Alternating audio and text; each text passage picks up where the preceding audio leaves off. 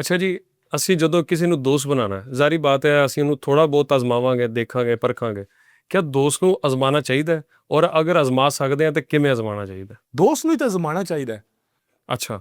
ਇਹ ਤਾਂ ਗੱਲ ਕਿਤਨੀ ਬੁਰੀ ਹੈ। ਮੈਂ ਅਕਸਰ ਸੁਣਨਾ ਕਿ ਯਾਰਾਂ ਨੂੰ ਅਜ਼ਮਾਈਦਾ ਨਹੀਂ, ਹਾਂਜੀ। ਤੇ ਫਿਰ ਕਿਹਨੂੰ ਅਜ਼ਮਾਈਦਾ ਹੈ? ਕਈ ਦਫਾ ਇਸ ਤਰ੍ਹਾਂ ਹੁੰਦਾ ਹੈ ਕਿ ਤੁਹਾਡੇ ਜ਼ਿਹਨ ਦੇ ਵਿੱਚ ਨਾ ਇੱਕ ਕ੍ਰਾਈਟੇਰੀਆ ਸੈੱਟ ਹੁੰਦਾ ਹੈ ਕਿ ਵੀ ਮੈਂ ਇਸ ਤਰੀਕੇ ਨਾਲ ਅਜ਼ਮਾਉਣਾ ਹੈ, ਲੇਕਿਨ ਉਸ ਬੰਦੇ ਦਾ ਉਸ ਟਾਈਮ ਹਾਲਾਤ ਜਾਂ ਮਾਮਲਾਤ ਉਸ ਤਰ੍ਹਾਂ ਦੇ ਨਹੀਂ ਹੁੰਦੇ ਤੇ ਉਹ ਬਗੈਰ ਜ਼ਰੂਰਤ ਨਹੀਂ ਅਜ਼ਮਾਉਣਾ ਚਾਹੀਦਾ।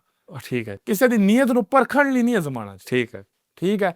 ਬੰਦਾ ਕਿੱਦਾਂ ਦਾ ਹੈ ਇਹ ਤੁਸੀਂ 10 ਦਿਨਾਂ ਹੀ ਤੁਹਾਨੂੰ ਪਤਾ ਚੱਲ ਜਾਂਦਾ ਹੈ।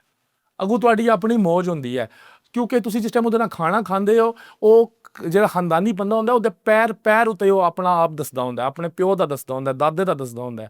ਔਰ ਜਿਹੜਾ ਬੰਦਾ ਬਦਨਸਲਾ ਹੁੰਦਾ ਹੈ, ਜਿਹਦੀ ਯਾਨੀ ਕੋਈ ਫਰਕ ਹੁੰਦਾ ਹੈ ਜਾਂ ਕੋਈ ਉਹਦੇ ਅੰਦਰ ਕੋਈ ਮਸਲਾ ਹੁੰਦਾ ਹੈ, ਉਹ ਵੀ ਆਪਣਾ ਨਾਲ ਤੁਹਾਨੂੰ ਦੱਸਦਾ ਰਹਿੰਦਾ। ਤਾਂ ਸਾਨੂੰ ਖੁਦ ਨਜ਼ਰ ਆਉਂਦਾ ਰਹਿੰਦਾ। ਅੱਗੋਂ ਤੁਹਾਡੀ ਮਰਜ਼ੀ ਹੁੰਦੀ ਹੈ, ਤੁਸੀਂ ਉਹਨੂੰ ਨਾਲ ਧੱਕਾ ਲਾਈ ਰੱਖੋ ਜਾਂ ਨਾ ਲਾਈ ਰੱਖੋ। ਦੇਖੋ ਦੋਸਤੀ ਜਿਹੜੀ ਹੈ ਨਾ, ਇਹ ਦੋਵਾਂ ਤਰਫੋਂ ਮਬੈਨ ਯਕਜਾ ਮੁਹੱਬਤ ਦੇ ਰਿਸ਼ਤੇ ਦਾ ਨਾਂ ਹੈ। ਉਹ ਤੁਸੀਂ ਅਗਰ ਕਿਸੇ ਨਾਲ ਕਰਦੇ ਹੋ ਤੇ ਇਹ ਵਕਤ ਆਉਣ ਤੇ ਹੀ ਅਜ਼ਮਾਨ ਹੁੰਦੇ ਨੇ। ਕਈ ਤੁਸੀਂ ਸ਼ੁਰੂ 'ਚ ਅਜ਼ਮਾਓਗੇ, ਜਿਹੜਾ ਮੁਸੀਬਤ ਆ ਜਾਏਗੀ ਉਦੋਂ ਉਹ ਪੈਰ ਕੱਢ ਜਾਏਗਾ। ਸਹੀ। ਠੀਕ ਹੈ। ਤੇ ਕਈ ਇਸ ਤਰ੍ਹਾਂ ਦੇ ਹੁਸਨ ਤੁਹਾਨੂੰ ਗਹਿਮੋ ਗੁਮਾਨ 'ਚ ਵੀ ਨਹੀਂ ਹੋਣ ਲੱਗਾ, ਤੇ ਉਹ ਉੱਥੇ ਉਸ ਥਾਂ ਤੇ ਆ ਕੇ ਖੜ ਜਾਣਗੇ ਜਿੱਥੇ ਨਾਲ ਖੂਨ ਦੇ ਵੀ ਨਸਕੇ ਹੁੰਦੇ ਨੇ।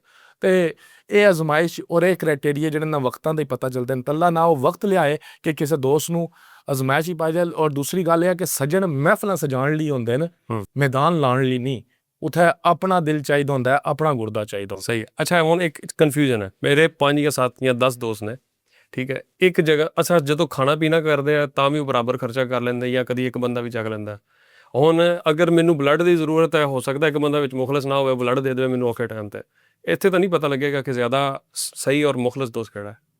ਜਿਹੜਾ ਤੇਰੇ ਬੁਲਾਵੇ ਬਗੈਰ ਆਉਂਦੀ, ਬੁਲਾਵੇ ਤੋਂ ਬਗੈਰ ਆਉਂਦੀ। ਅੱਛਾ। ਜਿਹੜਾ ਤੇਰੇ ਨਾਲ ਰੋਜ਼ ਰਾਬਤਾ ਕਰਦਾ, ਖੁਦ ਰਾਬਤਾ ਕਰੇ, ਖੁਦ ਰਾਬਤਾ ਕਰਦਾ।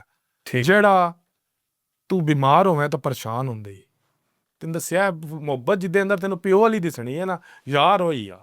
ਸਹੀ, ਬਿਲਕੁਲ ਸਹੀ। ਬਾਪ ਵਾਲੀ ਮੁਹੱਬਤ ਜ਼ਰੂਰੀ ਹੈ। ਜਿਸਨੂੰ ਤੁਸੀਂ ਸੱਜਣ ਬਣਾਉਣਾ ਹੈ ਨਾ, ਉਹਦੇ ਵਿੱਚੋਂ ਤੁਹਾਨੂੰ ਪਿਓ ਵਾਲੀਆਂ ਜਿਹੜੀਆਂ ਇਹਨਾਂ ਫੀਲਿੰਗਾਂ ਆਉਣੀਆਂ ਚਾਹੀਦੀਆਂ ਨੇ ਕਿ ਇਹ ਮੇਰੇ ਨਾਲ ਉਂਝ ਮੁਹੱਬਤ ਕਰਦਾ ਹੈ, ਇਹ ਮੇਰੀ ਉਂਝ ਫਿਕਰ ਕਰਦਾ ਜਿੰਝ ਮੇਰਾ ਪਿਓ ਕਰਦਾ। ਯਾਰ ਉਹੀ ਹੋ ਸੀ।